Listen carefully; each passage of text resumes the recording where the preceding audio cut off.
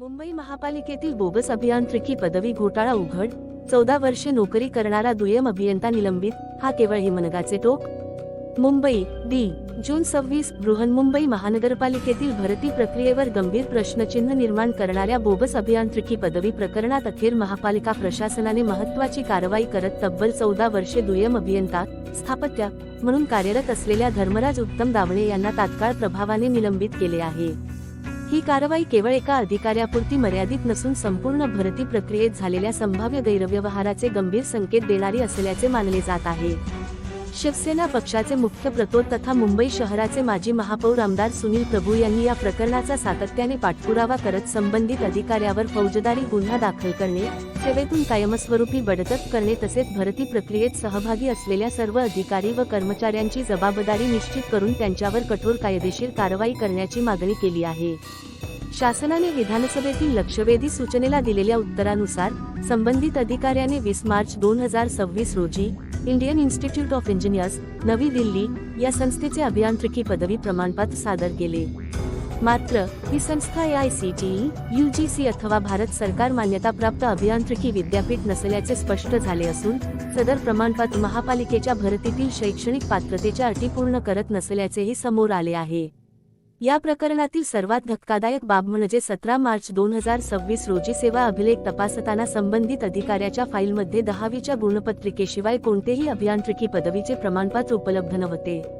मग 2011 मध्ये नियुक्ती करताना कागदपत्र पडताळणी समितीने नेमकी कोणती कागदपत्रे तपासली?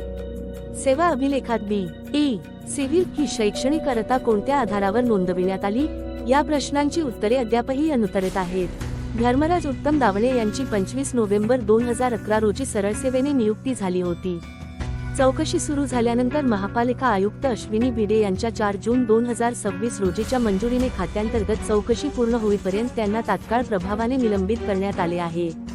मात्र हा केवळ एका अधिकाऱ्याचा प्रश्न नाही, हा संपूर्ण भरती यंत्रणेच्या विश्वासार्हतेचा प्रश्न आहे.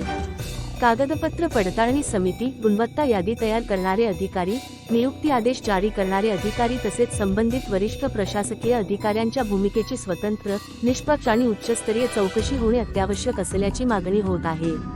केवळ निलंबनाची कारवाई करून हे प्रकरण संपविणे योग्य ठरणार नाही. संबंधित अधिकाऱ्याविरुद्ध फौजदारी गुन्हा दाखल करून सेवेतून बडतर्फ करणे तसेच भरती प्रक्रियेत सहभागी असलेल्या सर्व दोषी अधिकारी व कर्मचाऱ्यांवर कठोर कायदेशीर कारवाई करण्यात यावी, अशी मागणी अधिक तीव्र होत आहे. जनहिताच्या दृष्टीने आणखी एक महत्त्वाची मागणी. या प्रकरणातील सर्व बाबींचा सखोल तपास करताना धर्मराज उत्तम दावणे यांच्या ज्ञात उत्पन्नाच्या स्रोतांच्या तुलनेत असलेल्या मालमत्ता, डिस्प्रपोर्शनेट ॲसेट्स, अचल संपत्ती, बँक खाती, लॉकर, गुंतवणूक, आर्थिक व्यवहार तसेच त्यांच्या व त्यांच्या निकटवर्तीयांच्या नावावरील मालमत्तेची सक्षम यंत्रणेमार्फत स्वतंत्र चौकशी करण्यात यावी, अशी मागणी होत आहे. चौकशीत कोणतीही आर्थिक अनियमितता, उत्पन्नापेक्षा अधिक मालमत्ता किंवा अन्य गैरव्यवहार आढळल्यास संबंधित कायद्यानुसार कठोर फौजदारी कारवाई करण्यात यावी, अशी ही मागणी आहे. त्याचप्रमाणे ही चौकशी केवळ एका अधिकाऱ्यापुरती मर्यादित न ठेवता बृहन्मुंबई महानगरपालिकेतील संशयास्पद शैक्षणिक पात्रता, बनावट कागदपत्रे किंवा अनियमित भरती प्रक्रियेच्या आधारे नियुक्त झालेल्या इतर अधिकारी व कर्मचाऱ्यांची देखील उच्चस्तरीय चौकशी करण्यात यावी, अशी जनहिताची मागणी करण्यात येत आहे. मुंबईकरांच्या कराच्या हजारो कोटी रुपयांवर चालणाऱ्या देशातील सर्वात मोठ्या महापालिकेत जर बनावट अथवा अमान्य शैक्षणिक पात्रतेच्या आधारे अधिकारी अनेक वर्षे नोकरी करू शकत असतील, तर हा प्रकार अत्यंत गंभीर असून संपूर्ण प्रशासनासाठी धोक्याची घंटा आहे.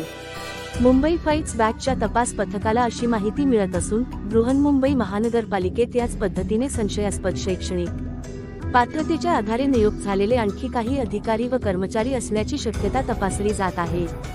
या संदर्भातील सेवा अभिलेख, भरती प्रक्रिया, शैक्षणिक कागदपत्रे आणि इतर संबंधित नोंदींचा स्वतंत्र तपास आमचे पथक करत असून तपासातून समोर येणारी तथ्ये, कागदपत्रे आणि पुरावे सार्वजनिक हितासाठी टप्प्याटप्प्याने जाहीर करण्यात येतील.